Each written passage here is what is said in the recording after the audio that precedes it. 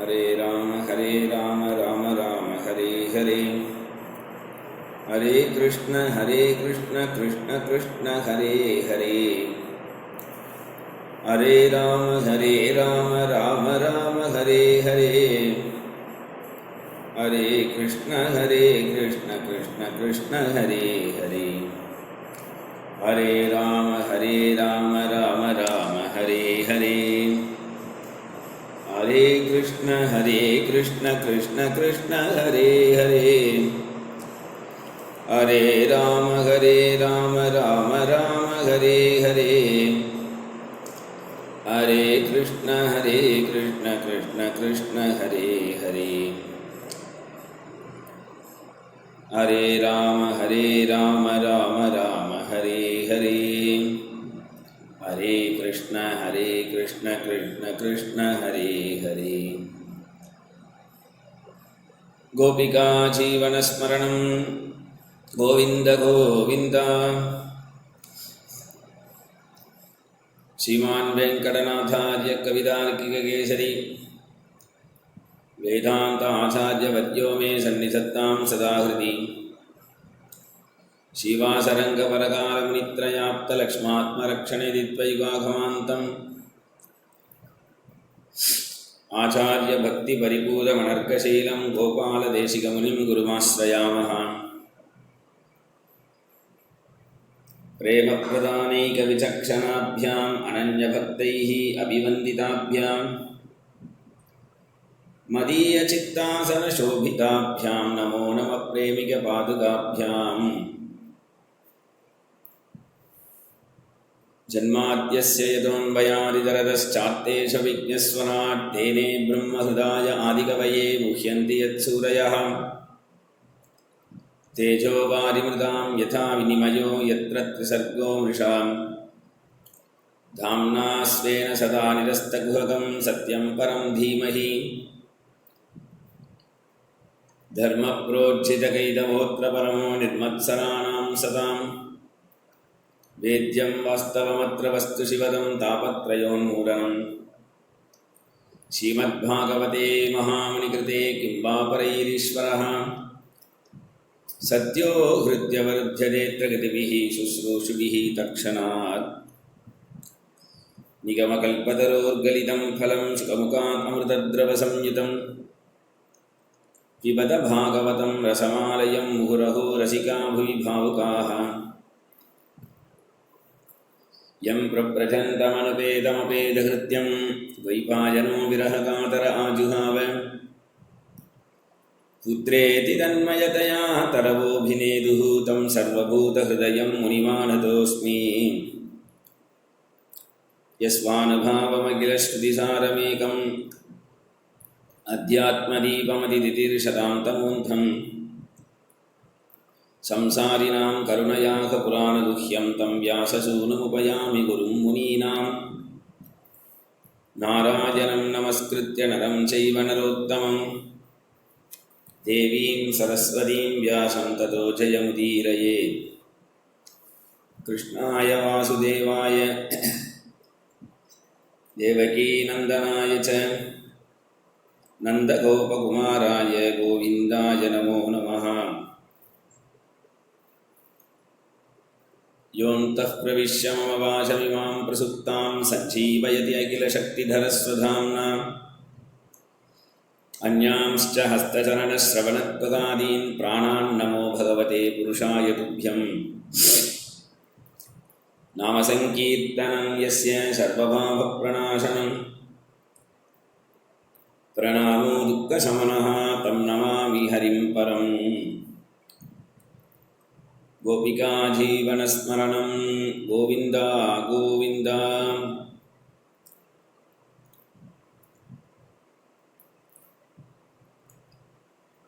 குந்தியினுடைய ஸ்தோத்திரத்தில்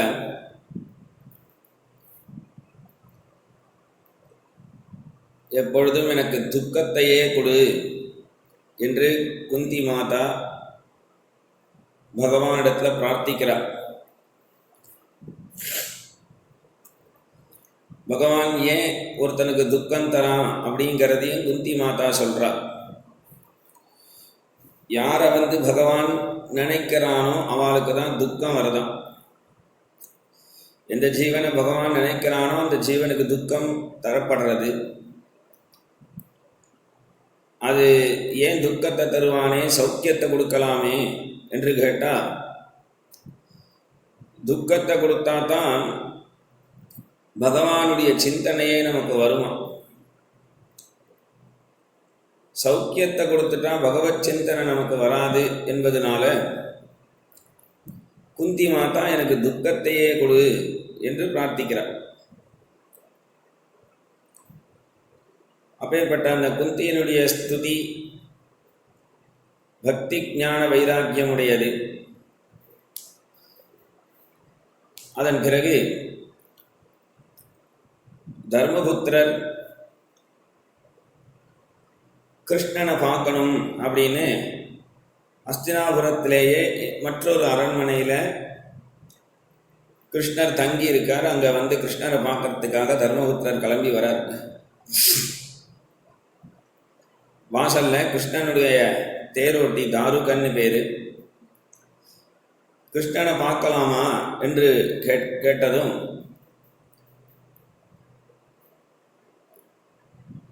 உடனே தாருகன் சொன்னார், கிருஷ்ணர் உள்ள தியானம் பண்ணிட்டு இருக்கார், கொஞ்ச நேரம் ஆகும், இருக்க முடியுமா என்று சொல்ல தர்மபுத்திரருக்கு ஆச்சரியமா இருந்தது. என்னது, கிருஷ்ணன் தியானம் பண்றான்? ஆமா,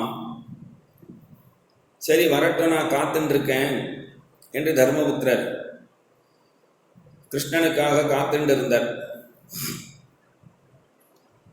ரொம்ப நேரம் கழிச்சு பகவான் வெளியில வரான், நடைய திறந்துண்டு. பகவான் உடனே நடைய திறந்து வந்ததும் தர்மபுத்திரரை பார்த்து, அண்ணா சௌக்கியமா? தர்மபுத்திரரை எப்பொழுதும் கிருஷ்ணன் அண்ணான்னு தான் கூப்பிடுவார்.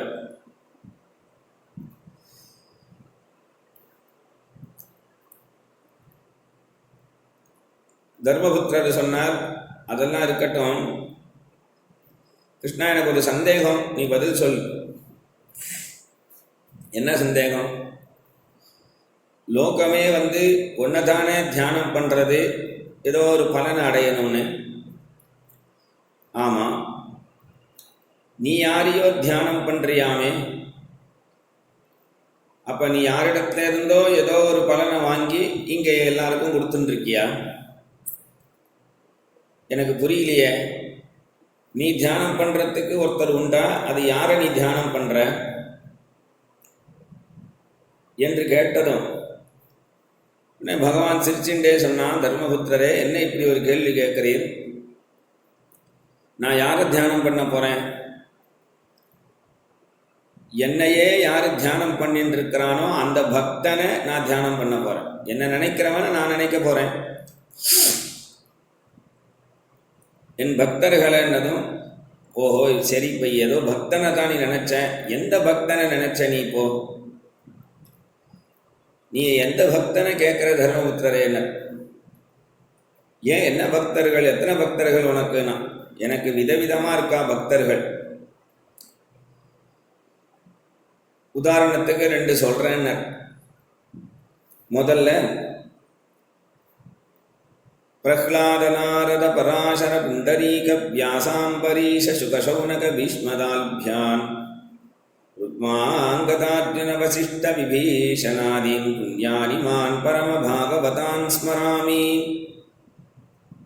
முதல்ல சொல்றது பிரஹ்லாதன், நாரதர், பராசரர், புண்டரீகர், வியாசர், அம்பரீஷன், சுகர், சௌனகர், பீஷ்மர், தால்பியன், ருக்மாங்கதன், அர்ஜுனன், வசிஷ்டன், விபீஷணன், கோபிகைகள், ஹனுமார், உத்தவன், இப்படி அது ஒரு லிஸ்ட் போயிட்டே இருக்கு தொடர்ச்சியா. மற்றொரு பக்தர்களுடைய வரிசை சொல்றேன் கேளு. வைரேனயம் நிருபதய சிசுபால பௌண்ட்ர சால்பாதயோ கதி விலாச விலோகன ஆத்யைஹி ध्यायन्त आकृतधियः शयनासनादौ तत्साम्यमापुः अनुरक्तधियां पुनः किम्. என்னிடத்துல விரோதத்தினாலேயே பக்தி பண்ணக்கூடிய ஹிரண்யாக்ஷகன், இரண்யகசிபு, ராவணன், கும்பகர்ணன், சிசுபாலன், தந்தவக்தன், ருக்மி, ஜராசந்தன், கம்சன், துரியோதனன், இப்படிலாம் ஒரு கோஷ்டி இருந்தது என்னிடத்துல பக்தி பண்ண விரோதத்தினால. பகவான் தர்மபுத்திரர் கேட்டார், கிருஷ்ணா, இப்ப நீ 2 விதமான பக்தர்கள் ஏதோ சொல்ற, இதுல எந்த விதத்தை நீ இப்போ எந்த விதத்துல வர பக்தனை, எந்த பக்தனை நினைச்ச? முதல்ல சொன்னனே அந்த வரிசையில வந்த பிரஹ்லாத, நாரத, பராசர, குண்டரீக, வியாசாம்பரீஷ, சுகசௌனக, பீஷ்ம, படுத்த படுக்கையில் அம்பு படுக்கையில் இருக்காரே பீஷ்மர், அவரை நினைச்சேன். பீஷ்மரை நினைச்சேன் அப்படின்னதும் தர்மபுத்திரர் கண்ணு கலங்கிடுத்து. தர்மபுத்திரரே, உம்முடைய தம்பி அம்புனால அடிச்சு படுத்த படுக்கையாகிட்டான் அந்த பீஷ்மரை, அது உமக்கு எங்கேயாவது கவலை இருக்கா? அந்த பீஷ்மருக்கு எப்படி இருக்கார், என்ன இருக்கார், ஏதாவது கவலை இருக்கா? ஆனா அந்த பீஷ்மர் அந்த குருக்ஷேத்திரம் வழியா போறவா வரவான்ட்டெல்லாம் ஒரே புலம்பல். யாராவது அஸ்தினாபுரம் போனால் கொஞ்சம் கிருஷ்ணன் இடத்துல சொல்லுப்பா, நான் ஒரு வயசானவன் இங்கே உயிர் போகிற நேரத்தில் இருக்கேன், ஒரு தடவை வந்து சேவை கொடுக்க சொல் அப்படின்னு கெஞ்சுவாரான்னா, அப்படி ஒன்றும் கெஞ்ச மாட்டார் உங்கள் தாத்தா. பின்ன யாராவது அந்த பக்கம் இந்த பக்கம் போனால் குருக்ஷேத்திரம் பக்கமா அவனை மிரட்டி கூப்பிடுறார், ஏய் இங்க வா, அம்பு படுக்கையிலிருந்து மிரட்டுறார், டேய் இங்க வா. பீஷ்மரே, என்ன அஸ்தினாபுரமா போற? ஆமா, அங்க கிருஷ்ணன் ஒருத்தன் இருப்பான், அவனிடத்துல சொல்லு, நான் இப்ப உயிரை தியாகம் பண்ண போறேன், அதை பார்க்கணுங்கிற பாக்கியம் இருந்தா அந்த பயலை வர சொல். கம்பீர பக்தர் அப்படிதான் இருப்பார். பெருமாளியை மிரட்டுவார். பெருமாளியை மிரட்டின ஆழ்வார்லாம் உண்டு. பெருமாளை சேவிக்க வந்த நேரம் பெருமாளுடைய நடையை சாத்திட்டான்னு கோபப்பட்டு ஒரு ஆழ்வார், நீரே வாழ்ந்து போம் அப்படின்னு சபிக்கிறார் பெருமாளை. அப்ப அந்த அளவுக்கு இருக்கிற அவளை பக்தியினால, பக்தியில அவன் அப்படி இருக்கா. அப்ப அது மாதிரி அந்த பீஷ்மரை நான் பார்க்க போறேன், அந்த பாக்கியத்தை அடைய போறேன், நீர் வந்து அவரை பார்க்க போறேன், தர்மபுத்திரரே நீங்கள்லாம் வரீர்களா என்று கேட்டதும் பஞ்சபாண்டவர்கள் கிளம்பி வரா. திரௌபதி நானும் வரேன் அப்படின்னு அடம் பிடிச்சு வரா. அங்க படுத்த படுக்கையா இருக்கிற பீஷ்மர், அந்த இடம் குருக்ஷேத்திரம், தர்மக்ஷேத்ரே குருக்ஷேத்ரே சமவேதா யுயுத்சவா. அந்த குருக்ஷேத்திரம்ங்கிறது தர்மக்ஷேத்திரம். அதுல படுத்த படுக்கையா இருக்கக்கூடிய பீஷ்மர் சர்வ தர்மங்களும் தெரிஞ்சவர், தர்மவிதாம் வரிஷ்டா. அந்த பீஷ்மரை பார்க்கறதுக்கு போகக்கூடிய தர்மபுத்திரர் தர்ம தேவதையினுடைய அம்சம். அந்த தர்மபுத்திரரை அழைச்சென்று போகக்கூடிய கிருஷ்ணர் தர்மஸ்ய பிரபு அச்சுதா, தர்மத்துக்கெல்லாம் சுவாமி, அந்த தர்மத்திலிருந்து நழுவாதவன். அப்போ இந்த கிருஷ்ணர், பீஷ்மர், தர்மபுத்திரர் இவா 3 பேருக்கும் நடக்கிற ஒரு சம்பாஷணை அற்புதமானது, காண கிடைக்காதது. அந்த சம்பாஷணையில பலவிதமான தர்மங்கள் விவாதம் உண்டாகும். அந்த விவாதத்தை ஏன் விடுவானே என்று அந்த சபைக்கு ஆயிரக்கணக்கான மகரிஷிகள், சித்தர்கள், சாதுக்கள் எல்லாரும் கூட்டம் கூடிட்டாள். எல்லாரும் கூட்டம் கூடிட்டான் அந்த இடத்துல. அங்கேருந்து வந்த கிருஷ்ணர்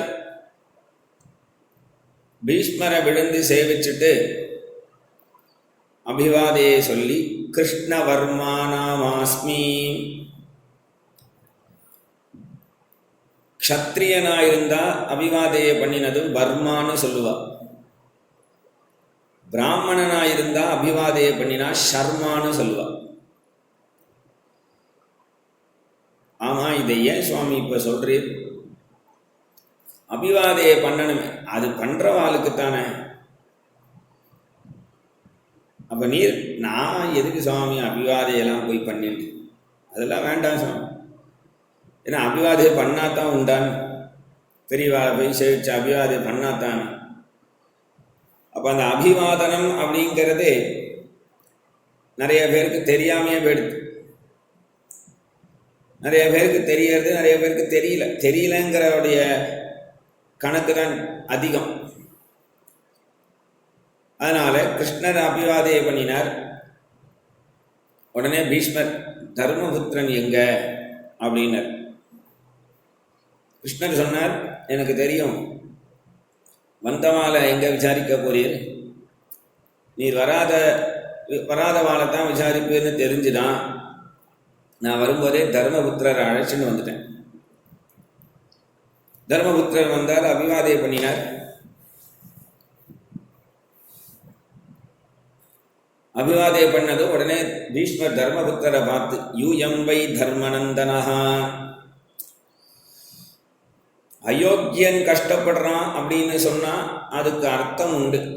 அவன் அயோக்கியத்தனம் பண்ணினான், கெட்ட காரியங்கள் பண்ணினான், பாபங்கள் பண்ணினான், துஷ்ட காரியம் பண்ணினான், அதனால அவன் இன்னைக்கு கஷ்டப்படுறான் அப்படின்னு சொல்லலாம். ஆனா தர்மபுத்திரா, உன்னிடத்துல அப்படி எதுவும் எந்த விதமான குற்றமும் சொல்ல முடியாது. தர்மத்துல இருந்து 1% நழுவாத நீ கஷ்டப்பட்ட அப்படின்னு சொன்னா இதுக்கு என்ன சொல்றது? சில பேர் கஷ்டத்துக்கு பல காரணங்கள் சொல்லுவா. ஒரு சில பேர் சொல்லுவா, ஏண்டா கஷ்டப்பட்டேன்? அந்த சமயம் மட்டும் என்னிடத்துல பணம் இருந்ததுன்னா நான் அந்த கஷ்டத்திலேருந்து வெளியில வந்திருப்பேன். இன்னும் சில பேர் சொல்லுவா, எனக்கு மட்டும் ஆள் பலம் இருந்திருந்ததுன்னா நான் அந்த கஷ்டத்திலேருந்து வந்திருப்பேன். இன்னும் சில பேர், என்னிடத்துல படை பலம் இருந்திருந்ததுன்னா நான் கஷ்டத்திலேருந்து வெளியில வந்திருப்பேன். இன்னும் சில பேர் சொல்லுவா, எனக்கு தெய்வம் அனுகூலமா இருந்திருந்ததுன்னா நான் அந்த கஷ்டத்திலேருந்து வெளியில வந்திருப்பேன். ஆனா தர்மபுத்திரா,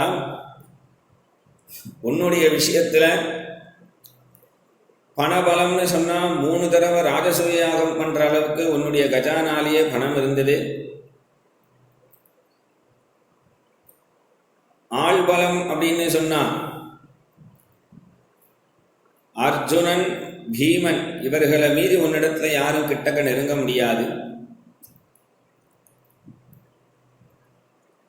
படை பலம் அப்படின்னு சொன்னா மகாபாரத யுத்தத்துல 7 அக்ஷௌஹிணி படைகள் கடைசி வரைக்கும் உனக்கு பாதுகாவலா இருந்தது. எல்லாத்த காட்டிலும் தெய்வ பலம் அப்படின்னு சொன்னா அந்த பகவானே உனக்கு அர்ஜுனனுக்கு தேரோட்டியா இருந்து யுத்தத்துல எல்லாரையும் அடிச்சு வீழ்த்தி உன்னை ஜெயிக்க வச்சுட்டான் பத்தியா. உன்னை ராஜாவா சிம்மாசனத்துல சக்கரவர்த்தியா உட்கார வச்சுட்டானே அந்த கிருஷ்ணன். ஆனா அப்பேற்பட்ட அந்த கிருஷ்ணன் இருந்தும் நீ கஷ்டப்பட்டியே. சுஹ்ருத் கிருஷ்ணஹா ததோ விபத், பகவான் இருந்து நீ கஷ்டப்பட்டியேப்பா. அதுக்கு என்ன காரணம் சொல்றது? சர்வம் கால கிருதம் மன்யே.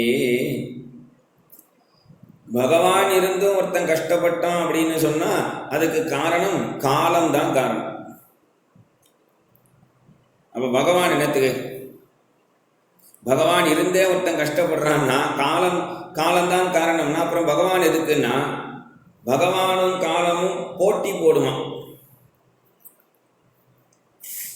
ஒருத்தன் கஷ்டம் வந்துடுது அப்படின்னா அந்த கஷ்டத்துக்கு உடனே போய் நம்மாத்துல நித்தியபடி ஆராதனம் பண்ணக்கூடிய பெருமாளை போய் இப்படி ஒரு கஷ்டம் வந்துடுத்தே, இதுக்கு ஒரு விமோச்சனம் உன்னால தானே தர முடியும் அப்படின்னு நீ பிரார்த்தனை பண்ணினா கட்டாயம் அந்த பகவான் செவி சாய்ப்பான். ஆனா என்ன பண்றது, எல்லாரும் தான் கஷ்டப்படுறா, நானும் தான் இப்போ கஷ்டப்படுறேன் அப்படின்னு சொல்லிட்டேன்னா காலம்தான் செய்யும். ஏன்னா தெய்வமும் காலமும் போட்டி போடும். ஆனா நீ பண்ணக்கூடிய பிரார்த்தனை அதிகமா இருந்ததுன்னா தெய்வம்தான் ஜெயிக்கும். ஆனா அது எப்ப ஜெயிக்கும்னா உன்னை ஜெயிக்க வைக்கணுங்கிற நேரம் வரும்பொழுது காலத்தை அடிச்சு தள்ளிட்டு தெய்வம் உன்னை ஜெயிக்க வச்சிடும்.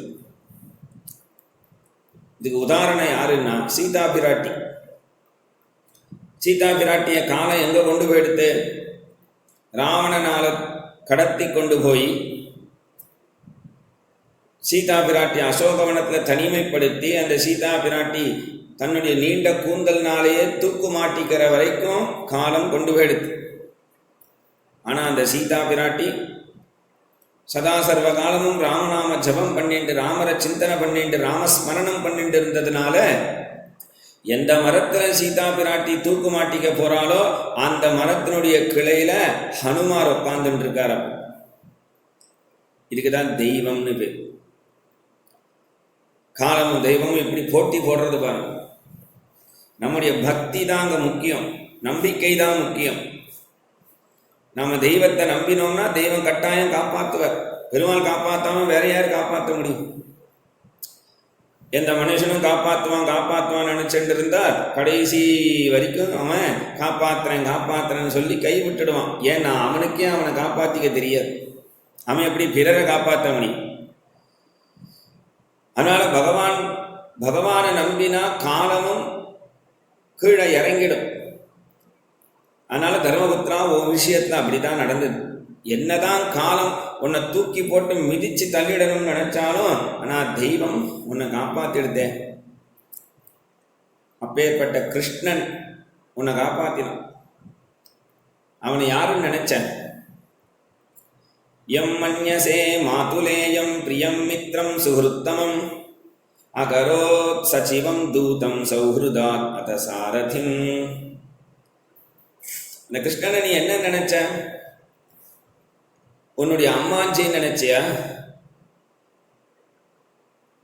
உனக்கு பிரியத்தை செய்யக்கூடியவன் நினைச்சியா?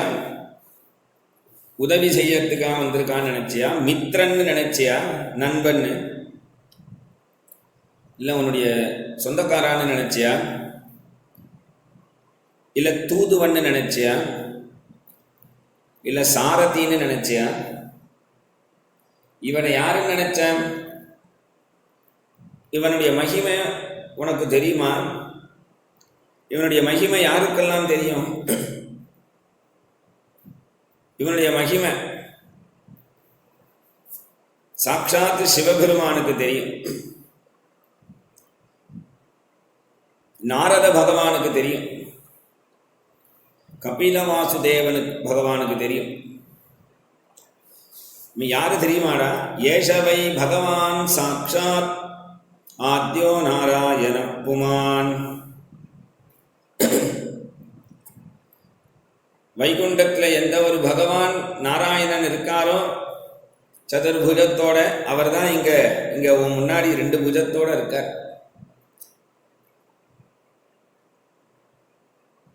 இவனுடைய மகிமை தெரியாம நீ இவ்வளவு காலம் நடந்துட்டியே தர்மபுத்திரா என்று தர்மபுத்திரரை பார்த்து இப்படி பேசினதும் உடனே கிருஷ்ணன் என்ன பண்ணினான்? தர்மபுத்திரர் ஏற்கனவே பந்துக்கள் எல்லாம் வதம் பண்ணிட்டு ராஜ்யத்தில் இருக்கோமே அப்படின்னு கவலையில் இருக்கார். அவரை போய் நீங்க இன்னும் பயமுறுத்தலாமா? அந்த தர்மபுத்திரருக்கு நீங்கள் தர்மத்தை எடுத்து உபதேசம் பண்ணவும், தர்மத்தை எடுத்து உபதேசம் பண்ணணும் என்று சொன்னதும் உடனே பீஷ்மர் என்ன சொல்லணும்? நான் என்ன பிரவச்சனம் பண்ணுற உபன்யாசம் பண்ணுற நிலையிலையா இருக்கேன், நானே அம்பு படுக்கையில் படுத்த படுக்கையாக இருக்கேன், என்ன போய் உபன்யாசம் பண்ண சொல்கிறீரே அப்படின்னு சொல்லணும். பொதுவாக சின்ன ஒரு தலைவலி வந்தாலோ காது வலி வந்தாலோ பல்லு வலி வந்தாலோ இன்னைக்கு வேணால் பகவத்குணத்தை கேட்காம நாளை கேட்டுக்கலாமே, கொஞ்சம் அசதியாக இருக்குது, கொஞ்சம் வேணால் தூங்கலாம் அப்படின்னு பொதுவாகவே அந்த சோம்பேறித்தனம் வந்துடும். அப்படி இருக்க அம்பு படுக்கையில் இருந்த பீஷ்மர் என்ன பண்ணினார், என்ன உபன்யாசமாக பண்ண சொன்னீர், ஆமாம் எதை பற்றி, தர்மம், ஆஹா என்று அம்பு படுக்கையில் இருந்தவர் அம்பு படுக்கைங்கிறத மறந்து போய் எழுந்து உட்கார்ந்துட்டார், பிரவச்சனம் பண்ற மாதிரி. இவர் என்னமோ வாஞ்சிதஸ்து உத்தராயணஹா என்று உத்தராயண புண்ணிய காலத்துக்காக காத்துருக்கார் அப்படின்னு தான் எல்லாரும் நினைச்சு ஓடி வந்தார். கடைசியில் பார்த்தா இவர் இப்படி எழுந்து உட்கார்ந்து இருக்கிறத பார்த்தா இவர் இன்னும் எவ்வளோ வருஷம் ஆனாலும் போக மாட்டார் போல இருக்கேன், செம்பா உட்காந்துட்டாரு. தர்மத்தை பற்றி பிரவச்சனம், பிராமண தர்மம், க்ஷத்ரிய தர்மம், வைஷ்ய தர்மம், சதுர்த்த தர்மம், பிரம்மச்சாரி தர்மம், கிரகஸ்த தர்மம், வானப்பிரஸ்த தர்மம், சந்நியாச தர்மம், மோக்ஷ தர்மம், ஸ்திரீ தர்மம், பகவத் தர்மம், பாகவத தர்மம், பிராயஷ்சித்த தர்மம், இப்படி மகாபாரதத்தில் ஆனுசாசனிக பர்வா, சாந்தி பர்வான்னு 2 பர்வா முழுக்க பீஷ்மர் தர்மபுத்திரருக்கு சொல்லக்கூடிய தர்ம பிரவச்சனம். தர்மம் தர்ம பிரவச்சனத்தை யார் கேட்கணும் அப்படின்னா அதிகாரிகள் தான். எல்லாரும் தர்ம பிரவச்சனம் பண்ணிட முடியாது, கேட்டுட முடியாது. அப்போ அந்த தர்ம பிரவச்சனத்தை பீஷ்மர் சொல்றார், தர்மபுத்திரர் கேட்டார். அவ்வளவு தர்மத்தையும் சொன்ன பிறகும் கூட பீஷ்மர் தர்மபுத்திரரை பார்த்து உனக்கு கலக்கம் போச்சான்னார். இவ்வளவு தர்மம் இருக்கே, இந்த தர்மத்தில் நான் க்ஷத்ரிய தர்மத்தில் சில இவ்வளவு காரியங்கள் பண்ணலையேன்னு கவலைப்பட்டார். சரி, என்னத்துக்கும் சமாதானம் இருக்கட்டும் என்று இவ்வளவு தர்மங்கள் பண்ணின பிறகும் தர்மபுத்திரர் சமாதானம் அடையாததுனால தர்மபுத்திரருக்கு பகவன் நாம சங்கீர்த்தன பரமான விஷ்ணு சகஸ்ரநாமத்தை அரங்கேற்றம் பண்ணினார். அந்த சபையில் விஷ்ணு சகஸ்ரநாமத்தை அரங்கேற்றம் பண்ணி இப்பயாவது உனக்கு ஒரு தெளிவு ஏற்பட்டுதான்னார். தர்மபுத்திரர் சொன்னார், அதுலேயும் ஒரு சந்தேகம் இருக்கு. என்ன சந்தேகம்? 1000 நாமம் சொல்றதுக்கு யாருக்காவது அவகாசம் இருக்குமா இந்த காலத்தில்? சாப்பிட்றதுக்கே டைம் இல்லாமல் இருந்தது வேலைக்கு போகிறவாலாம். காத்தால எழுந்துக்கிறதே லேட்டாக எழுந்துவா, டக்கு டக்குன்னு ஒரு ஆகாரத்தை சாப்பிடுவான், நின்றுட்டே சாப்பிடுவா, உட்காந்து சாப்பிட கூட டைம் இல்லாதவா. அப்படி இருக்க அவெல்லாம் 1000 சகசிரநாமம் சொல்லிட்டு போயேன், வேலைக்கு போகிறதுக்கே டைம் கரெக்டாக இருக்குது, இதில் வேறு சகசிரநாமம் சொல்லணுமாமே அப்படின்னு சத்தம் போடுவான். ஆனால் தர்மபுத்திரன் அப்போவே கேட்டுண்டார், அவகாசம் இல்லைன்னு சொல்லிடுவாள் 1000 நாமம் சொல்ல, இதில் ஏதாவது ஒரு குறுக்கு வழி இருக்கா? எந்த நாமத்தை சொன்னால் 1000 நாமத்தை சொன்ன பலன் வரும்? இது சிவபெருமானே அவரை பார்த்து பார்வதி கேட்குற மாதிரி, கேனோபாயேன லகுணா விஷ்ணோர் நாம சகசிரகம், எந்த நாமத்தை சொன்னா 1000 நாமத்தையும் சொன்ன பலன். உடனே ஈஸ்வர உவாச்ச ஸ்ரீராம ராம ராமேதி ரமே ராமே மனோரமே சகசிரநாம தத்துல்யம் ராமநாம வரானனே. ராம ராம ராம என்று 3 தடவை சொன்னா போதும் சகசிரநாமம் சொன்ன பலன். அது எப்படி 3 தடவை ராமநாமம் சொன்னா சகசிரநாமம் சொன்ன பலன்னா, அந்த காலத்துல அதுக்கு ஒரு கணக்கு எழுதி வச்சிருக்கா. 3 ராமநாமம் சொன்னா 1000 நாமம் சொன்ன பலன். அது என்னன்னா ராம ராம ராம. ரா அப்படிங்கிற எழுத்து யா ரா ல வ ஷ ஷ ச ஹ அப்படிங்கிற எழுத்துல ராங்கிறது ரெண்டாவது எழுத்து. ம அப்படிங்கிறது பா ப ப ப ம அஞ்சாவது எழுத்து. ரெண்டு, அதை அஞ்சையும் பெருக்கணும். ரெண்டு அஞ்சையும் பெருக்கினா 10. அதுபோல இன்னொரு நாமா ரெண்டு அஞ்சையும் பெருக்கினா 10. அதுபோல இன்னொரு நாமா ரெண்டு அஞ்சையும் பெருக்கினா 10. இப்போ 3 10 இருக்கு. அந்த 3 10ஐயும் பெருக்கினோம்னா 10ஐயும் 10ஐயும் பெருக்கினா 100, 100ஐயும் 10ஐயும் பெருக்கினா 1000 என்று ஒரு கணக்கு வச்சிருந்தாலும். அப்போ 3 தடவை ராமநாமா சொன்னால் 1000 நாமம் சொன்னதா பலன். அதனால நாளிலேருந்து ராம ராம ராமன் சொல்லிட்டு விட்டணும்னு அவசியம் இல்லை. யாருக்கு முடியலையோ அவளுக்காக சொல்ற. சொல்ல தெரிஞ்சவா சொல்லலாம் முழுசாவே. தர்மபுத்திரரை பார்த்து பீஷ்மர் கேட்டார், இப்பயாவது உனக்கு ஒரு தெளிவு வந்துதான்? இப்பயும் இல்லை. உனக்கு தெளிவு வந்தா வரட்டும், வராட்டா போகட்டும். உனக்கே உபதேசம் பண்ணிட்டு இருந்தா நான் எப்போ கிருஷ்ணனை ஸ்தோத்திரம் பண்ணுறது, நான் எப்போ சத்கதி அடையிறது, இந்த பாக்கியம் மறுபடியும் கிடைக்காது என்று சொல்லி கிருஷ்ணர் அப்படி பார்த்தார். கிருஷ்ணரும் முறைக்கிறார். ஏன்னா என்னை பற்றி ஒரு 4 வார்த்தை பேசுவேன்னு நான் இவாளெல்லாம் அழைச்சிட்டு வந்தா நீ என்ன ராம ராம ராமன்னு யாரையோ ஒருத்தரை கூப்பிட்டு இருக்கிய அப்படின்னு ஒரு முறை மறைச்சார். கம்பீர லக்ஷ்ணயா வாச்சான்னு கம்பீரமான குரல்னால பீஷ்மர் பகவான் ஸ்ரீ கிருஷ்ணனை ஸ்தோத்திரம் பண்றார். மகாபாரதத்தில் பீஷ்மஸ்தவராஜன்னு பேரு, பாகவதத்தில் பீஷ்மஸ்துதின்னு பேரு.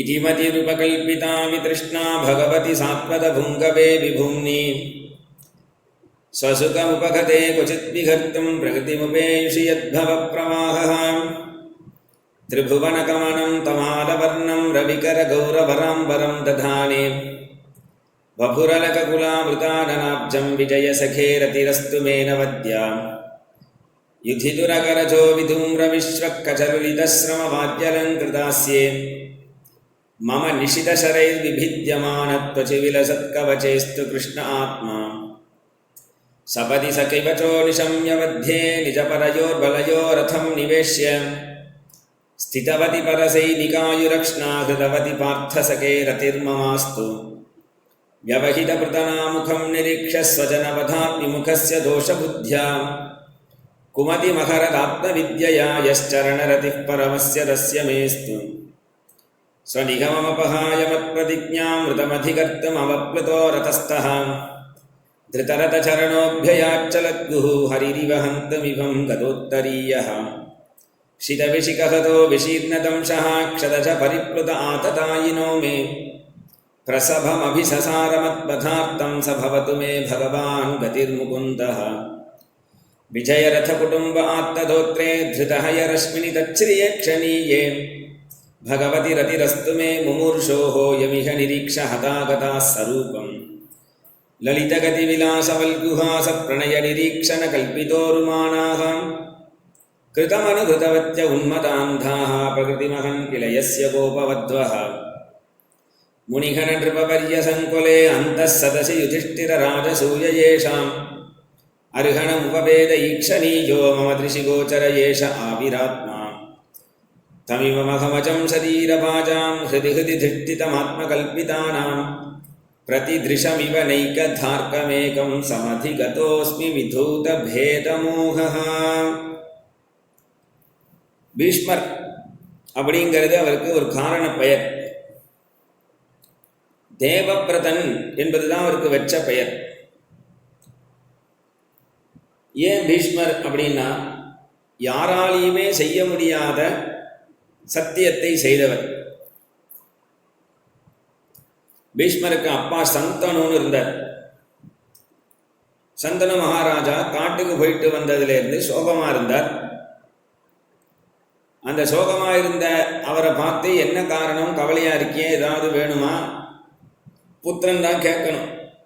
அப்பாவுக்கு அம்மாவுக்கு கவலையாக இருக்குன்னா அப்பா அம்மாவுடைய தேவைகளை அப்பா அம்மா சொல்லாமலேயே பூர்த்தி செய்து வைக்கிறவன், அப்படி பூர்த்தி செய்து வைக்கக்கூடிய புத்திரன் உத்தமமான புத்திரன். அப்பா அம்மா எனக்கு இது தேவைடா, இது பண்ணி கொடு அப்படின்னு கேட்டு பூர்த்தி பண்ணி தரான்னா அவன் மத்தியமமான புத்திரன். அப்பா அம்மா சொல்லியும் செய்யலை அப்படின்னா அவன் அதமன். பீஷ்மர் உத்தமனா இருக்கிறதுனால மந்திரியினிடத்தில் போய் கேட்டு இந்த அப்பா ஏன் இப்படி கவலையாக இருக்கான்னதும் காட்டில் இது மாதிரி ஒரு பெண்ணை கண்டார். அந்த பெண்ணை கல்யாணம் பண்ணிக்கணும்னு அந்த பெண்ணுடைய அப்பாவினிடத்தில் போய் கேட்டார். அவள் ஏற்கனவே உனக்கு ஒரு புத்திரன் இருக்கானே, அப்போ இவனுக்கு ஒரு குழந்தை பிறந்தா பட்டம் கட்டி வைக்கிறது உன் பெரிய புத்திரனுக்கு தானே, அதனால் இவளுக்கு பிறக்கிற குழந்தைக்கு நீ பட்டம் கட்டுவேன்னு சொல்லு, நான் என் பொண்ணை கல்யாணம் பண்ணி தரேன் அப்படின்னு சொல்லிட்டார். அது முடியாததுனால சந்தனு மகாராஜா கவலையாக வந்துட்டார். உடனே பீஷ்மர் சொன்னார், என்னை அங்கே அழைச்சிட்டு போங்க. அந்த காட்டுக்கு அழைச்சிட்டு போனார். அந்த எந்த பெண்ணை சந்தனு மகாராஜா விரும்பினாரோ அந்த பெண்ணுடைய காலில் சாஷ்டாங்கமாக விழுந்து சேவிச்சு, எங்கள் அப்பா உங்களை கல்யாணம் பண்ணிக்கணும்னு ஆசைப்பட்டிருக்கார், நீங்கள் பண்ணிக்கலாம், நான் ஒன்றும் அதுக்கு தடையாக இருக்க மாட்டேன். அந்த பெண்ணுடைய அப்பா சொன்னார், நீ பட்டம் கட்டின்னுட்டா என்ன பண்ணுறது,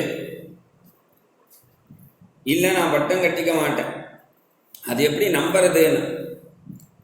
உடனே பீஷ்மர் சொன்னார், நான் உயிரோடு இருக்கிற வரைக்கும், என் மூச்சு இருக்கிற வரைக்கும் இந்த உலகத்தில் இருக்கக்கூடிய எந்த ஸ்திரீயையும் ஏறெடுத்தும் பார்க்க மாட்டேன், கல்யாணமும் பண்ணிக்க மாட்டேன், இது சத்தியம் அப்படின்னு ஒரு சத்தியம் பண்ணினார். பிரம்மச்சரிய விரதத்தோடு தான் இருப்பேன், இது சத்தியம்னு. யாராலையும் பண்ண முடியாத இந்த ஒரு சத்தியத்தை தேவர்களே கேட்டு சந்தோஷப்பட்டு பீஷ்மஹா பீஷ்மஹா அப்படின்னு அவளே இந்த பேர் வச்சான். அந்த பீஷ்மர் சொல்றார், நான் அப்படி சிறு வயதில் நான் சத்தியம் பண்ணிட்டேனே தவிர அந்த விரதத்தை இன்றைய வரைக்கும் என்ன நழுவ விடாம காப்பாற்றினது இந்த கிருஷ்ணனுடைய கிருபை. அந்த கிருஷ்ணனுக்கு நமஸ்காரம். கிருஷ்ணனுடைய அழகு திரிபுவன கமனம் தமால வர்ணம், 3 லோகங்களும் சொக்கி போனா போல ஒரு பேர் அழகு. தமால வர்ணம், தமாலம்னு ஒரு விரக்ஷம் கண்ணங்கரையல்னு இருக்கும், அது போல இருப்பானா கிருஷ்ணன். பிருந்தாவனத்தில் தமால விரக்ஷம் அப்படின்னு அது மாதிரி இருப்பான் கிருஷ்ணன். சூரியனுடைய கிரணங்கள்னால வேயப்பட்டதான ஒரு மஞ்சள் பட்டு வஸ்திரம் உடுத்தின்னு இருப்பான். ரவிகர கௌர வரம் வரம் ததானே வபுரலக குலாவிருதானநாப்ஜம் விஜயசகே ரதிரஸ்து மேனவத்யா யுதி. அழகா தலையெல்லாம் சுருள் சுருளான கேசங்கள்லாம் வாரி கொண்ட போட்டு ஒரு மயில்பிலியை சொறி அப்படி இருக்கக்கூடிய அவனுக்கு யுதி துரக ரஜோ விதூம்ர விஸ்வ கஜலுலித ஸ்ரமவாத்யலங்கிருதாஸ்யே. சிறு வயதுல யசோத கிருஷ்ணனுக்கு அலங்காரம் பண்ணி காட்டுக்கு அனுப்பி விடுவான் மாடு மேய்க்கிறதுக்கு. அழகா அலங்காரம் பண்ணியிருப்பான். அந்த அலங்காரத்தெல்லாம் கலைச்சிட்டு குழந்தைகளாம் விளையாடி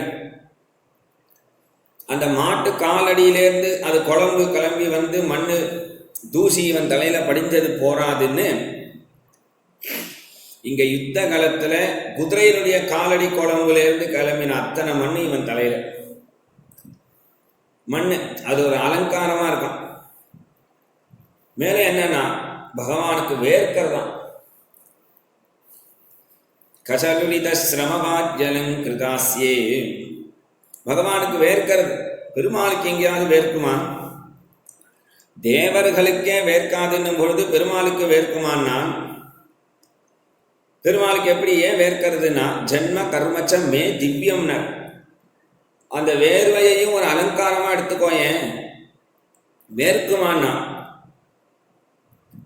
திருவல்லிக்கேணி பார்த்தசாரதி பெருமாள் கோவில்ல ஒரு சமயம் நடந்த இது ஒரு லீலை. அந்த காலத்தில் வெளிநாட்டுக்காரர் தான் கலெக்டராக இருந்தார். அவருக்கு ஒரு கீழே வேலை செய்கிறவர் ஒரு சுவாமி, அவர் பார்த்தசாரதி பெருமாளுடைய பக்தன்.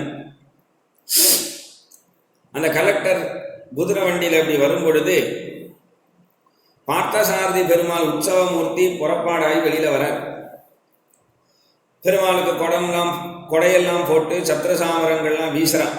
2 பக்கமும் அப்படி சாமரம் வீசும் பொழுது இதை பார்த்த அந்த ஜூரி அந்த கலெக்டர் இப்படி விசிறாலே உங்கள் பெருமாளுக்கு வேர்க்குமா அப்படின்னு கிண்டல் பண்ணும். உடனே இவர் சொன்னார், ஆமாம் வேர்க்கும். பயப்படலை. கலெக்டர் சொன்னாரே அப்படிலாம் இல்லைன்னு சொல்லலை, வேர்க்கும்னு சொன்னார். வேர்க்கும்னு சொன்னதும் உடனே வண்டியை நிறுத்துன்னு சொல்லி வேர்க்கும் சொன்னதை போய் பார்த்துடணும்னு கலெக்டர் அங்கே பெருமாளுக்கு சாமரம் போடுறவாளை தடுத்து நிறுத்து அப்படின்னார். அவன் நிறுத்தின அடுத்த நொடி பார்த்தசாரதி உற்சவமூர்த்தியினுடைய கண்ணத்திலேருந்து வேர்வத்துளி விழுந்துதான். அப்போ பகவான் உற்சவ ரூபத்தில் இருக்கும் பொழுதே பக்தனுடைய வார்த்தைக்காக, பக்தனுடைய பக்திக்காக லோகத்துக்கு அந்த வேர்வை வெளியில கொண்டு நிரூபிக்கும் பொழுது, அப்ப அவதார சமயத்துல அந்த அந்த யுத்த களத்துல அர்ஜுனனுக்காக தேரோட்டும் பொழுது நான் அர்ஜுனனுக்காக உழைச்சேன்டா அப்படின்னு வேர்வத்துளி வராதா? மம நிஷிதசரை விபித்யமான த்வசி விலசத்கவசேஸ்து கிருஷ்ண ஆத்மா. சாயங்காலமான பீஷ்மர் கத்திய தீட்டின்ண்டே இருக்கார். அம்பு கூர்மையா தீட்டுறார் கத்தினால.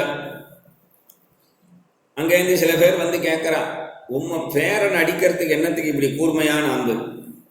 பீஷ்மர் சொல்ற, ஓய் இது என் பேரன் அடிக்க இல்லை, ஓய் பின்ன என்ன, என் பேரன் ரொம்ப நல்லவன் தான்.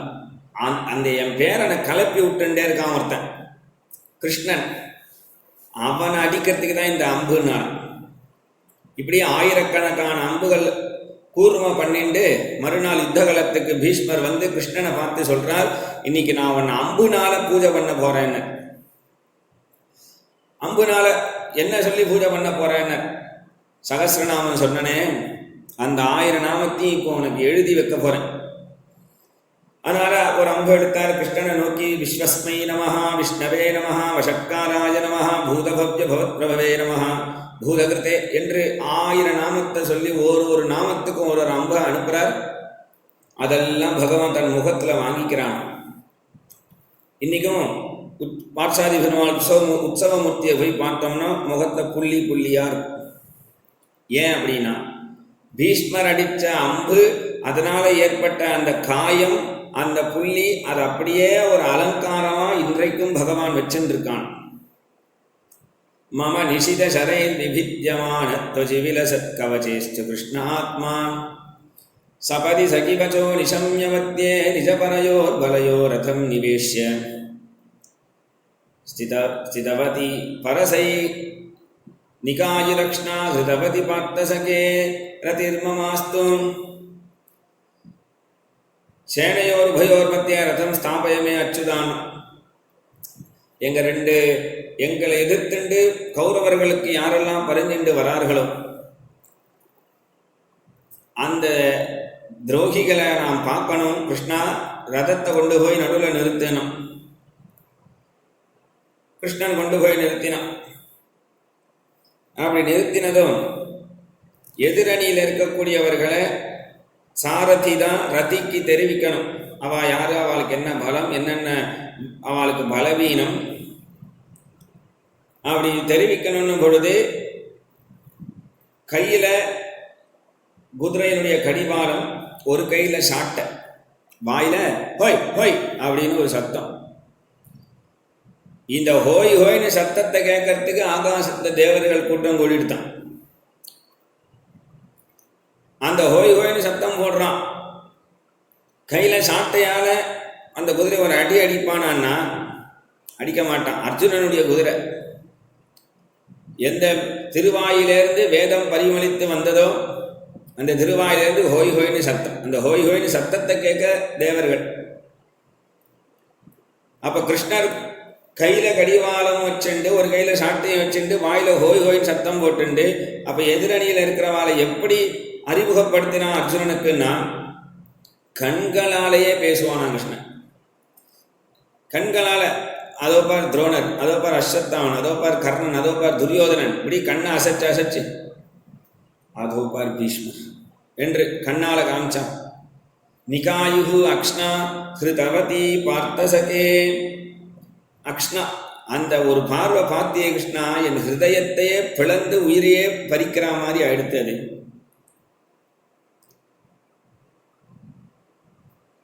சபதி சகிபச்சோ நிஷம்ய மத்தியே நிஜபரயோர் பலயோர் ரதம் நிவேஷ்ய ஸ்திதவதி பலசைனிகாஜிரக்ஷ்ணா ஹிருதவதி பார்த்தசகே ரதிர்மமாஸ்து வியவஹித பிரதனாமுகம் நிரீக்ஷ ஸ்வஜனவதாத்யமுகஸ்ய தோஷபுத்தியா.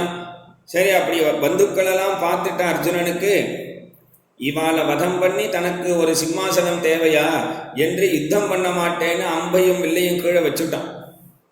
அவனுக்கு குமதி மகரத் ஆத்ம வித்யாய பகவத்கீதைன்னு சொல்லக்கூடிய ஆத்ம வித்தியை உபதேசம் பண்ணின. அது அவனுக்கு புரிஞ்சுதோ இல்லையோ, எனக்கு நன்னா புரிஞ்சுது.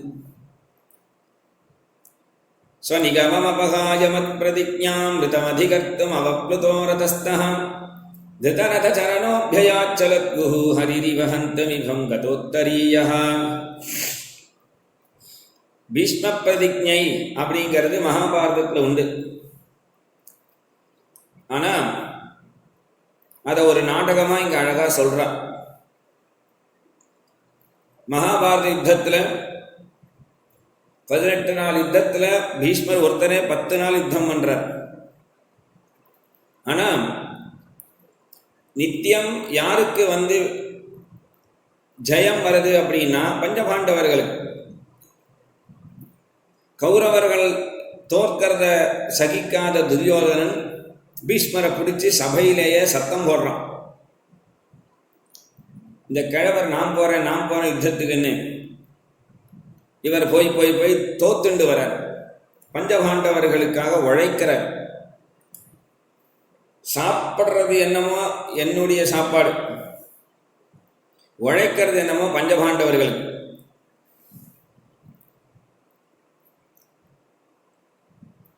இத்தனை நேரம் கர்ணன் இருந்திருந்தான்னா சாதிச்சிருப்பான் என்று சொன்னான்.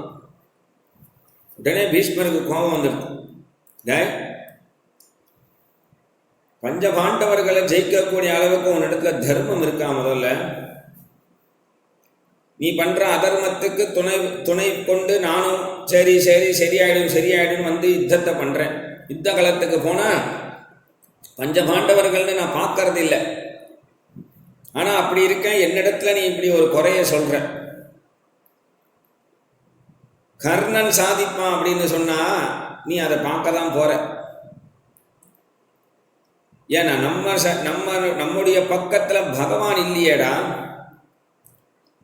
நான் போனதுக்கு அப்புறம் தான்டா உனக்கு இந்த மகிமை புரியும் என்று கோபப்பட்டு பேசினான். இருந்தாலும் துரியோதனனுக்கு ஒரு சமாதானம் பண்ணணுங்கிறதுனால உடனே சொன்னார், நாளைக்கு நான் யுத்தத்துல பஞ்சபாண்டவர்களை பூண்டோட அழிச்சிடுவேன், இது சத்தியம் அப்படின்னு. உடனே அத்தனை பேரும் கையில ஒரு சங்கு வச்சுட்டு இருப்பா, கொயின்னு சத்தம் போட ஆரம்பிச்சுட்டான். அந்த சத்தத்துல அடுத்தது பீஷ்மர் என்ன சொல்றாரோ அது யார் காதலையும் விழல. என்ன சொன்னார்? என் யுத்தம் தடைபடாமல் இருக்குமானால் அப்படின்னு. தடை இல்லாம இருந்தா நான் பஞ்சபாண்டவர்களை அழிச்சிடுவேன். உடனே பீஷ்மர் சத்தியம் பண்ணா அது மீற மாட்டார். இந்த விஷயம் திரௌபதி காதல போய் விழுந்தது. அவளும் யுத்த காலத்துல தான் ஒரு குடிசையில் இருக்கா. பீஷ்மர் நமக்கு அனுகூலம்னு நான் நினைச்சேன், இப்படி பண்றாரே என்று சாயங்கால நேரம் கன்னத்துல கையை வச்சுட்டு கவலையா இருந்தேன். கிருஷ்ணான்னு சொன்னான். கிருஷ்ணான்னு கூப்பிட்டதுமே பகவான் வந்துட்டான். திரௌபதி சௌக்கியமாக இருக்கியா, வேலைக்கு சாப்பிட்றியா, எல்லா சௌகரியம் இங்கே வந்து சேரறதா, ஏன் கவலையாக இருக்கா மாதிரி இருக்கு? கிருஷ்ணா, நாளைக்கு நீ என்ன சுமங்கலியாக பார்ப்பியா? நாளைக்கு என்ன, நாளைக்கு பார்ப்பேன், மறுநாள் பார்ப்பேன், எல்லா நாளும் பார்த்துன்னு தான் இருப்பேன். இல்லை கிருஷ்ணா, உனக்கு இந்த விஷயம் தெரியுமா தெரியாதா? என்ன விஷயம்? என்ன ஒன்றுமே தெரியாது? இல்லை, இது போல நாளைக்கு யுத்தத்தில் பஞ்சபாண்டவர்களை பூண்டோட அழிச்சிடுவேன் அப்படின்னு ஒருத்தர் சத்தியம் பண்ணிட்டார். உடனே கிருஷ்ணன், எவன் பண்ணா இந்த சத்தியத்தை? எவன் பண்ணா?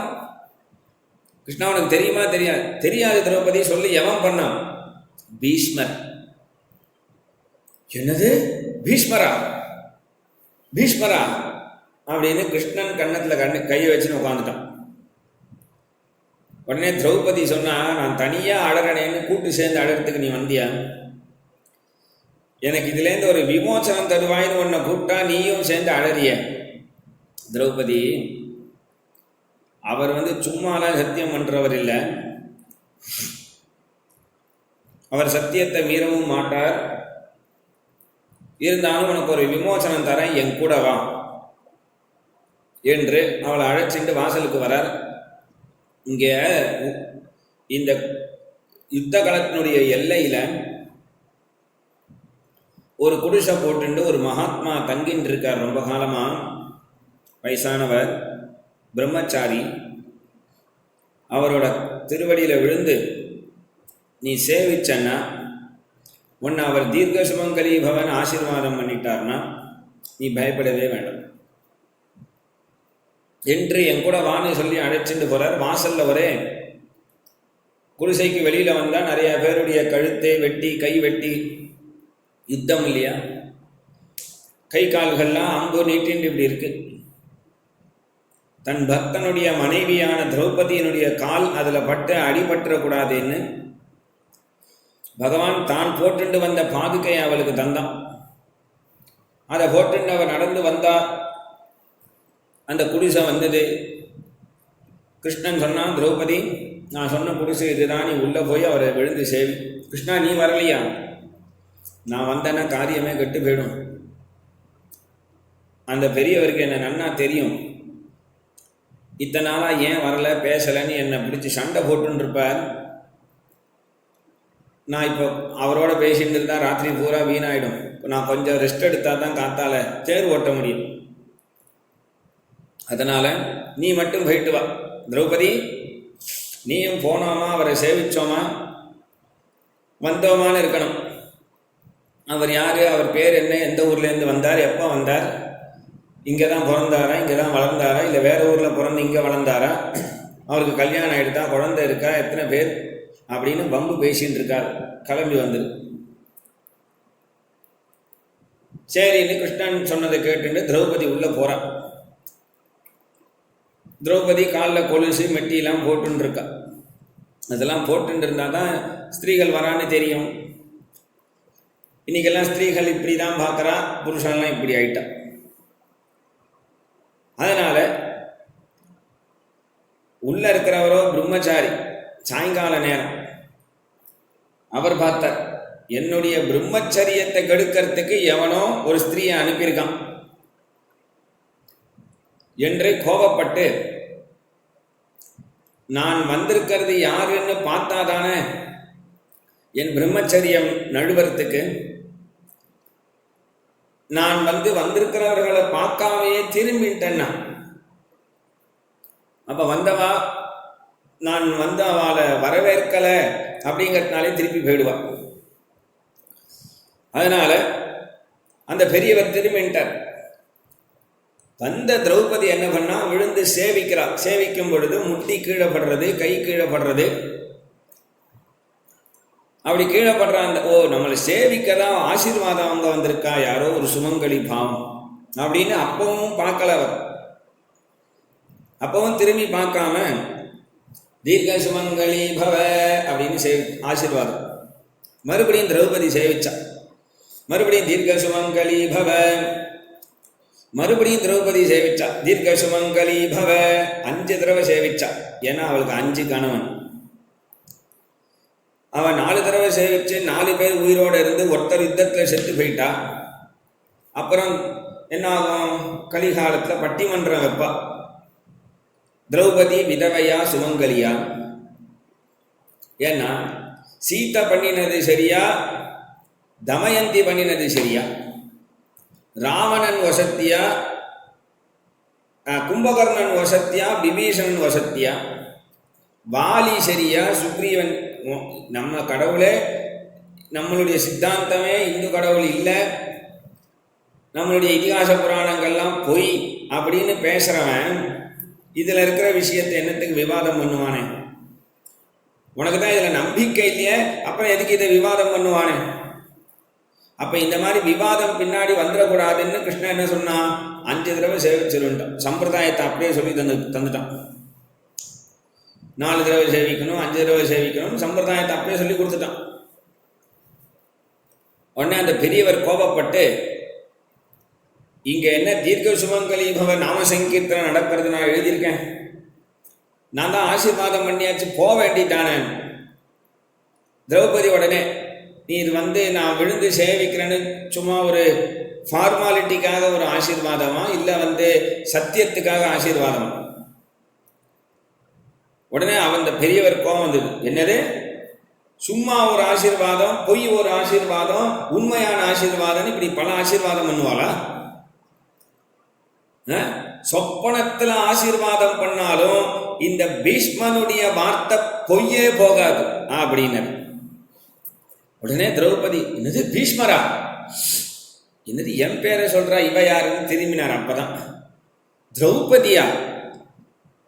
திரௌபதி மேல கோபம் வரல, அவ பட்ட கஷ்டங்கள்லாம் தெரியும். ஆனா அந்த திரௌபதியை இப்படி அழைச்சின்னு வந்திருக்கான், பிளான் பண்ணி யாரோ ஆசீர்வாதம் வாங்கணும். அநேகமா அது பீமனாத்தான் இருக்கும்னு நினைச்சுண்டு வாசலுக்கு திரௌபதியை கையை பிடிச்சி அழைச்சிட்டு வரார். அதுக்குள்ள மழை, லேசான தூரல். திரௌபதி போட்டுன்னு வந்த பாதுகை நனைஞ்சிட போதேன்னு அதை எடுத்து பகவான் அங்கவஸ்திரத்துக்குள்ள வச்சுண்டு அங்கவஸ்திரத்தினால அப்படி மூடின்ட்டான். மூடிண்டவன் சரியா முடிக்க கூடாதா, மயில்பிலியை மட்டும் இப்படி மேல அசையுது. அதை பார்த்த பீஷ்மர், டேய் கிருஷ்ணா, நீயா நீயான்னது. உடனே கிருஷ்ணா அங்கவஸ்திரத்தை சரி பண்ணி போட்டுண்டு, திரௌபதி மாமா போலாம், நில்லு, நான் கேட்டுட்டே இருக்கேன், நீயான்னாலும் போயிட்டே இருக்கேன். இல்லை, உங்க மாட்டு பொண்ணு உங்களை பார்த்து பல வருஷம் எடுத்து விழுந்து சேவிச்சு ஆசீர்வாதம் வாங்கணும்னா அதான் அழைச்சின்னு வந்த. நீ நான் பண்ணியிருக்கிற சத்தியம் தெரிஞ்சுட்டு தானே கிருஷ்ணா அழைச்சின்னு வந்த. என்னை ஏமாத்தி ஆசீர்வாதம் வாங்கிட்ட நீ, அதனால இது செல்லுபடியாகாது. பீஷ்மரே, நான் ஒன்றும் ஏமாத்தலையே, உங்கள் மாட்டு பொண்ணை என்ன மாறு வேஷம் போட்டுண்டா அழைச்சின்னு வந்தேன். உங்கள் மாட்டு பொண்ணாக தான் நான் அழைச்சின்னு வந்தேன். நீங்கள் பார்க்காம ஆசீர்வாதம் பண்ணால் அது என்னுடைய தப்பு இல்லையே. போதா குறைக்கு இந்த பீஷ்மனுடைய வாக்கு பொய்யே போகாதுன்னு வேற சொல்லிட்டு எனக்கு நிம்மதியாக போச்சு. கிருஷ்ணா, இதெல்லாம் உன்னுடைய நாடகம்னு எனக்கு தெரிஞ்செடுத்திப்போ, இது எதுவும் என்னுடைய சுயநினைவோட பண்ணின சத்தியம் இல்லை அப்படின்னு பீஷ்மர் சமாளிக்கிறார். உடனே கிருஷ்ணன் சொன்னான், அப்படியானா நீங்க இதற்கு முன்னாடி யுத்த காலத்தில் சிகண்டியை கொண்டு நிறுத்தினா யுத்தம் பண்ணாம நான் வில்லையும் அம்பையும் கீழே வச்சுடுவேன் அப்படின்னு சொல்லியிருக்கிறீரே. அந்த சிகண்டி இருக்கிற இடம் எனக்கு தெரியும். ராத்திரியோட ராத்திரியா போய் நான் அவனை அழைச்சிட்டு நாளை காத்தால உங்க யுத்தத்தில் அவனை உங்க முன்னாடி நிறுத்தி வைக்கல, நான் கிருஷ்ண பரமாத்மா இல்லை. உடனே பீஷ்மர், சபாஷ், நாளைக்கு நீ இப்படி செய்து பார். கிருஷ்ணா, நீ ஒரு சத்தியம் பண்ணியிருக்க. என்ன? நீ யுத்தத்தில் ஆயுதமே எடுக்க மாட்டேன்னு சத்தியம் பண்ணியிருக்க. நாளைய யுத்தத்தில் கிருஷ்ணா உன்னை நான் சக்கரபாணியா பார்க்கலன்னா நான் கங்காபுத்திரன் இல்லை, சந்தனு மகாராஜா புத்திரன் இல்லை, பிரம்மச்சரியத்தை சிறந்தவன் இல்லை. உடனே பகவான் சபாஷ் அப்படின்னு கிளம்பிட்டான். மறுநாள் யுத்தம் நடக்கிறது. ஸ்வநிகமம் அபகாய மத்பிரதிஜாம் ரிதமதிகர்த்தும் அவப்ளுதோ ரதஸ்தா திருதரத சரணோபியாச்சலத்குஹு ஹரிரிவஹந்தமிபம் கதோத்தரீயஹ. பீஷ்மர் பண்ற யுத்தத்துல பஞ்சபாண்டவர்களுக்கெல்லாம் கதி கலங்கிறது. பஞ்சபாண்டவர்களுடைய சைன்யத்தை அழிச்சிட்டு வர 80 வயசு தாத்தாவர், ஆனா 18 வயசு பையன் மாதிரி யுத்தம் பண்றார். பரசுராமருடைய சிஷ்யர், ஆனா பரசுராமரையே ஜெயித்தவர்.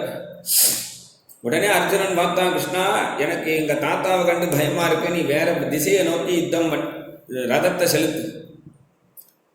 உடனே பகவான் பார்த்தான், பஞ்சபாண்டவர்களுக்கு துக்கம் வருது, கவலை வருது, பஞ்சபாண்டவர்கள் சைன்யத்தை அழியறத பார்த்ததும் இனி தாங்காது அப்படின்னு ஹதோ பீஷ்மஹான்னு ரதத்திலேருந்து ஒரு குதிச்சான். ரதத்திலேருந்து குதிக்கும் பொழுது அந்த அவனுடைய உத்தரியம் கீழே விழுந்தெடுத்தான். உத்தரியம் கீழே விழுந்தது கூட தெரியாத அளவுக்கு ஒரு கோபத்தோட ரதத்தினுடைய சக்கரத்தையே கையில் எடுத்துட்டு பீஷ்மர வதம் பண்றம் பாருன்னு கிளம்பினான். கதோத்தரீயஹ.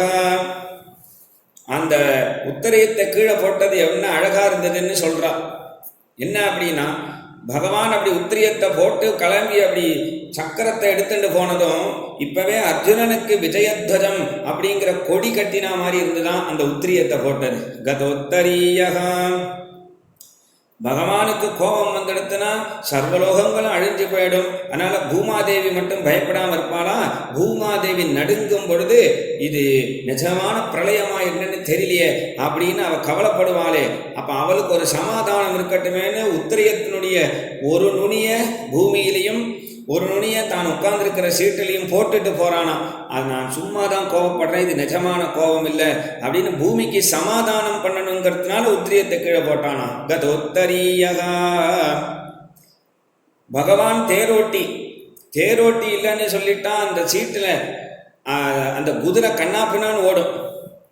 அப்ப இந்த உத்திரியம் இருக்குங்கிறத அந்த குதிரை இப்படி ஓரக்கண்ணுனால பார்த்ததுன்னா கிருஷ்ணன் இங்கே தான் இருக்கான் அப்படிங்கிற ஒரு நிலையில சரியா ஓடுமா.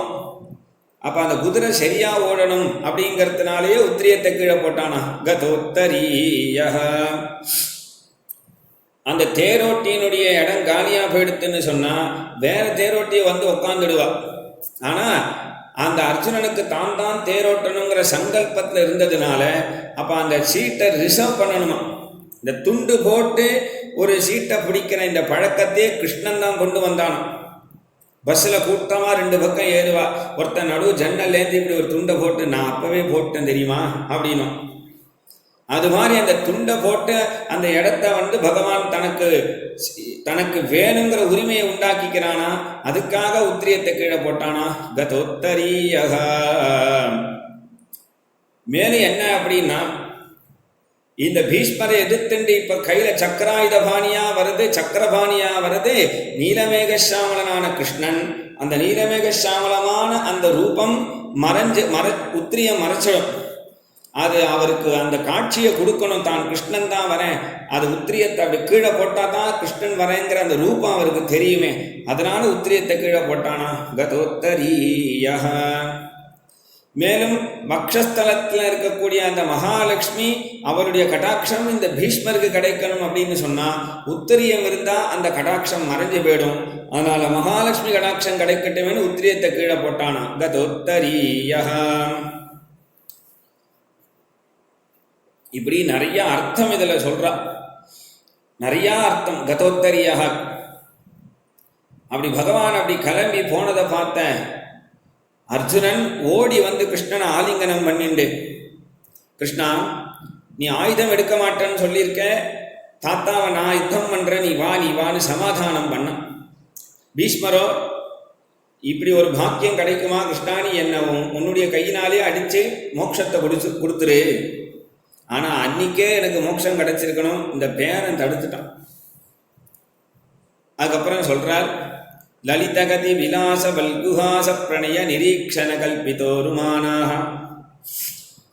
கிருதமனு கிருதவத்ய உன்மதாந்தாஹ பிரகிருதி மகன் கிளயஸ்ய கோபவத்வஹ. கிருஷ்ணா நாம் பண்ணின பக்தி எல்லாம் முரட்டுத்தனமான பக்தி. பஞ்சபாண்டவர் கோபிகைகள்லாம் எப்பேற்பட்ட பக்தி பண்ணினா, அந்த லலிதமான பக்தி சாத்வீகமாக இருக்கக்கூடிய மென்மையான பக்தி எனக்கு இல்லையே. ஏன் கடைசி நேரம் மூச்சு விட போகிற நேரத்தில் கோபிகைகளை நினைச்சார் அப்படின்னா, ஒரு பிறவி முழுக்க யாருக்கு காமமே இல்லையோ அவர்கள் தான் அடுத்த பிறவியில் கோபிகைகளாக பிறக்க முடியும். காமம்னா காமத்துக்கு மட்டும் காமம்னு பேர் இல்லை. நமக்கு ஏற்படக்கூடிய எந்த சிறு சிறு ஆசைகளுமே காமம்தான். உலக விஷயத்தில்